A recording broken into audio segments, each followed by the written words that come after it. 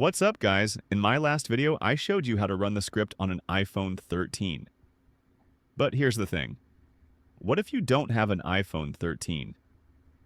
Today, I'm going to show you how to run it on any iOS device. And just to prove it works, I'll be using this old iPhone 7. Let's go. So first, you'll need to have your Mac ready. If you haven't set that up yet, no worries. Just check out my last video where I cover all of that in detail. Now let's set up the configuration. The easiest way is to just copy the iPhone 13 config file, and then we'll edit it for your device.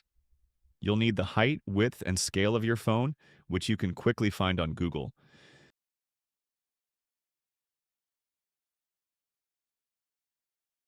You'll also need the device information from Xcode, and again, I showed how to find that in my last video.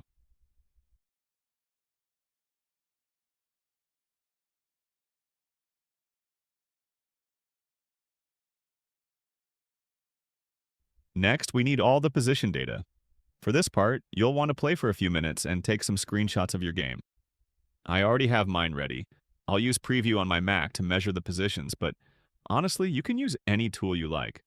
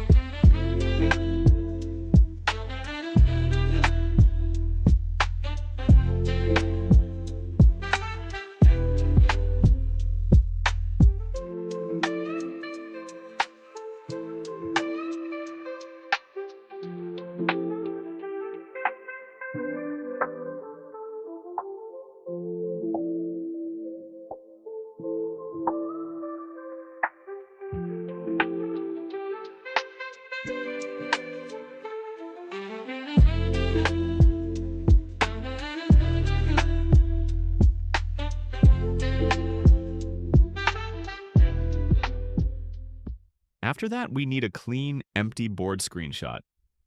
This is super important. It's the template the script uses to figure out the current game state. From this empty board, we'll also extract the positions for the boxes and the blocks.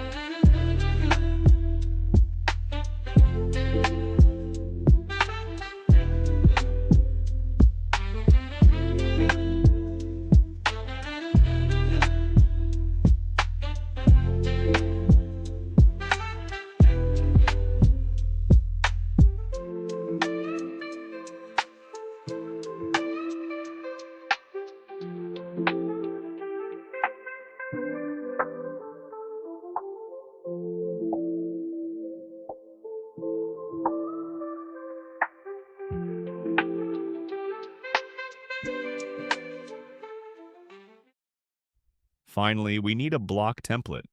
This will be used to detect the block shapes. I found that the orange block works really well on my phone. It gives a nice clean match. But you can test different blocks and see which one works best for your device.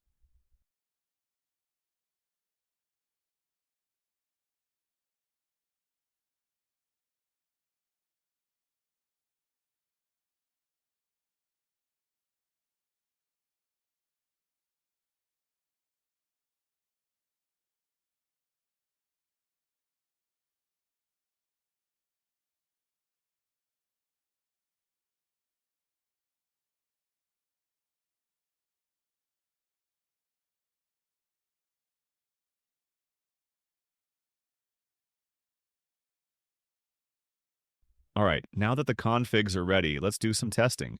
First, we'll test board matching.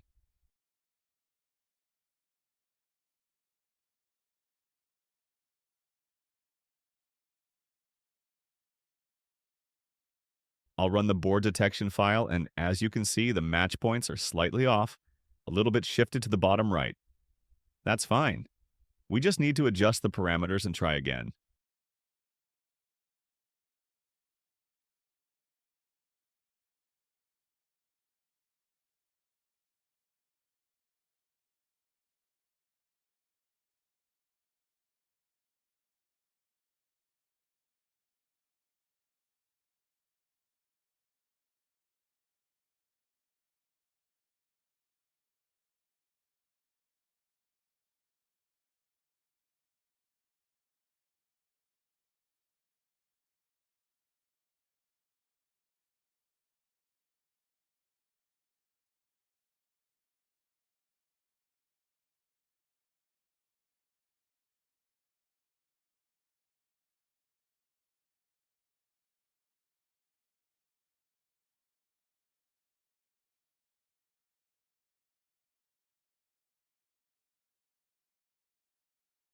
Much better.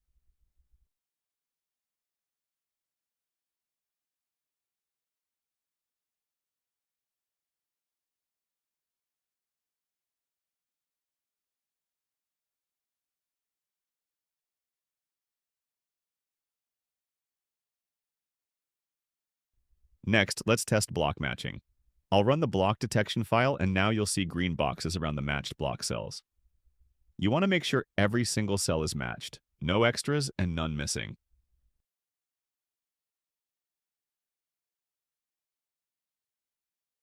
If you see too many boxes, that means it's overmatching.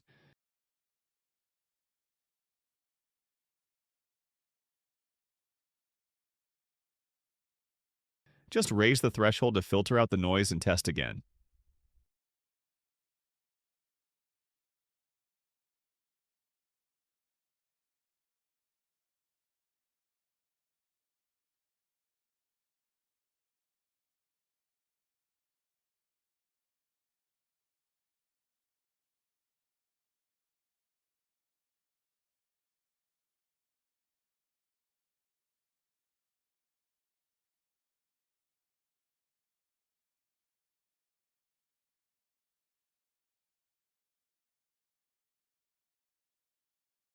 Perfect.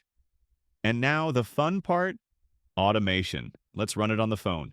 I'll start the Xcode test, start the Appium server, and finally run the auto iOS file.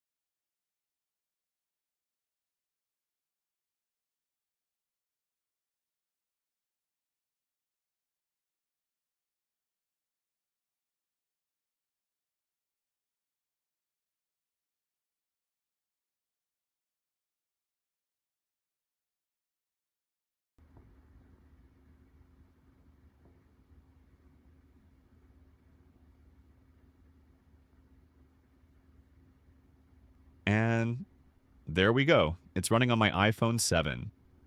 That's it for the setup. Config is done, testing is good, and automation works. If this was helpful, drop a comment, hit that subscribe button, and I'll see you in the next one.